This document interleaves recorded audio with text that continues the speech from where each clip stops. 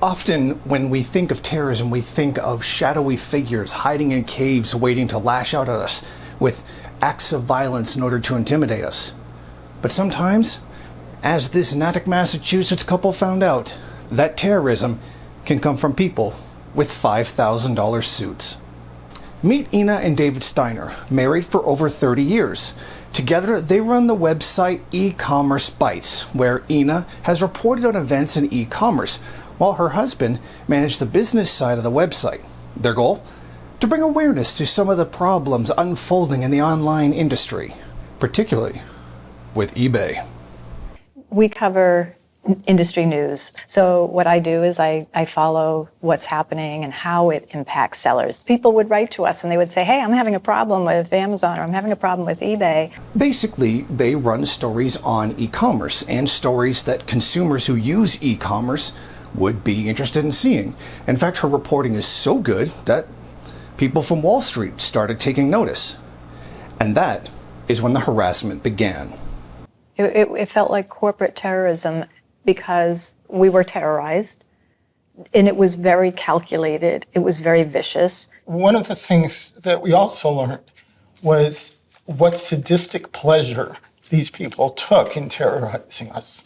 The couple were bombarded with harassing and threatening messages, many of them promising to kill them. Unending, unsolicited spam emails came into their business accounts. Dead animals were shipped to their home along with cases of insects.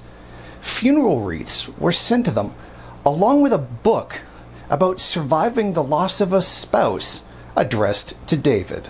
It was a death threat, and to be followed up a few short days later with a funeral wreath, an expensive funeral wreath, it only confirmed that these people were going to hurt or kill Ina. This outright terrorism continued as David noticed a van that was following him around town. He managed to get a picture of the license plate.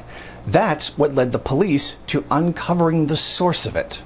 Natick Detective John Haswell, working for the Steiners case along with Sergeant Jason Sutherland. He checked the license plate of the car that had been following David. The renter was Veronica Zia, but the Steiners didn't know who she was. As it turned out, she was an employee of eBay. When contacted by police, she fled town.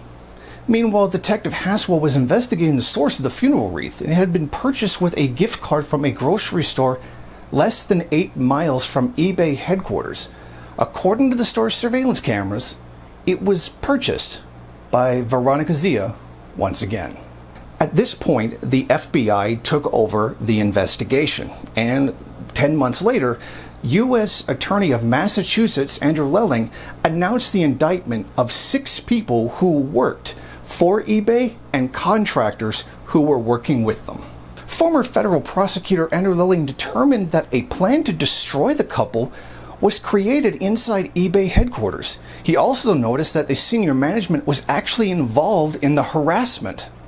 The harassers included eBay's then CEO, Devin Wenig. His conduct, along with others, was described as a campaign of terror against the Steiners. So what did Ina Steiner do to raise the ire of a CEO within eBay? Essentially, she published an article about his compensation, the amount that he was being paid.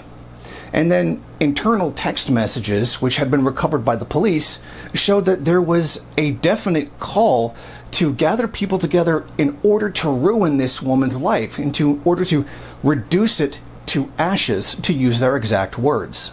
According to the investigation, a meeting was set up with security staff at the California headquarters and began strategizing the harassment campaign. 7 people who worked for eBay's safety and security unit, including 2 former cops and a former nanny, all pleaded guilty to stalking or cyber-stalking charges. Senior Security Director Jim Baugh was sentenced to 5 years in prison. Veronica Zia was sentenced to a year of home confinement and probation. And Lelling says that there was not enough evidence to file criminal charges against eBay's top executive, Devin Wenig or Stephen Weimer. Despite the fact that the plan had come from eBay property using their resources and money, eBay, the company, was not personally implicated. Steve Weimer was fired for cause by eBay and now runs the Boys and Girls Club of Silicon Valley. Wenig resigned from eBay in September with a $57 million exit package, both denying any wrongdoing. The Steiners have filed a civil lawsuit against the former CEOs and eBay itself for the criminal level of harassment that they had received. This story is about just a regular, everyday couple in a small town outside of Boston just reporting on the news's daily events, particularly with regards to e-commerce and their First Amendment right. The right to simply report what's happening in the world was attacked viciously, maliciously by eBay employees simply to satiate their own egos. And that is what people's rights in America are worth to CEOs, less than their own egos. Reporting from Niagara Falls, Jason Unruhe, MRN. Thank you for watching. If you like this program, then please head over to my Patreon page and set up a monthly donation. It's your donations that keep this program running. Also, if you would like, please rate, comment, subscribe, and share in various social media.